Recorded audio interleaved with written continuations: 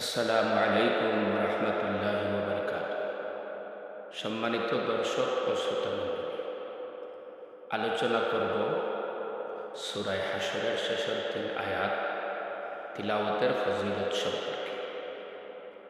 যদি কোনো ব্যক্তি সকাল বিকাল অর্থাৎ ফজরের নামাজের পর মাগরিবের নামাজের পর আউযু বিল্লাহিস সামিউল আলিম মিনাশ শাইতানির রাজিম আউযু বিল্লাহিস সামিউল আলিম মিনাশ শাইতানির রাজিম 3 বার তিলাওয়াত করে, তারপর সূরা হাশরের এই 3 আয়াত ওয়াল্লাহুল্লাযী লা ইলাহা ইল্লাহু আলিমুল গায়বি ওয়াশ শাহাদাতি হুয়ার রহমানুর রহিম হুয়াল্লাহুল্লাযী লা ইলাহা ইল্লাহু আল মালিকুল কুদ্দুসুস সালামুল মুমিনুল মুহাইমিনুল আজিজুল জব্বারুল মুতাকাব্বির সুবহানাল্লাহি আম্মা ইউশরিকুন হুয়াল্লাহুল খালিকুল বারিকুল মুসাউবিরু লাহুল আসমাউল হুসনা ইউসাব্বিহু লাহু মা ফিস সামাওয়াতি ওয়াল আরদ ওয়া হুয়াল আজিজুল হাকীম।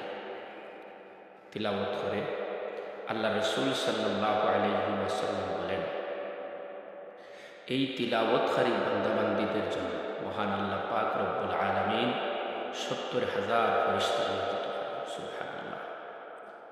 এবং এই ফেরেশতা হলে তিলাওয়াতকারীর জন্য বালাইয়ের দোয়া করুন, বুরাইত থেকে বাঁচার দোয়া করুন এবং মাগফিরতের দোয়া করতে থাকুন। সুবহানাল্লাহ। আল্লাহ রাসূল বলেন, যদি তিলাওয়াতকারী বান্দা ওই দিন মারা যায় তাহলে শহীদি মত। সুবহানাল্লাহ। কত গুরুত্বপূর্ণ ফজিলত এই সূরা হাশরের শেষের 3 আয়াত তিলাওয়াত। তো ভাই, এখন আমরা প্রত্যেকেই তিলাওয়াত করার চেষ্টা করব ইনশাআল্লাহ। যাদের মুখস্থ আছে ফজরের নামাজের পর মাগরিবের নামাজের পর তিলাওয়াত করব, যাদের মুখস্থ নাই মুখস্থ করার চেষ্টা করব ইনশাআল্লাহ। আল্লাহ পাক আমরা প্রত্যেকে আমল করার তৌফিক দান করুক। আল্লাহুম্মা আমিন।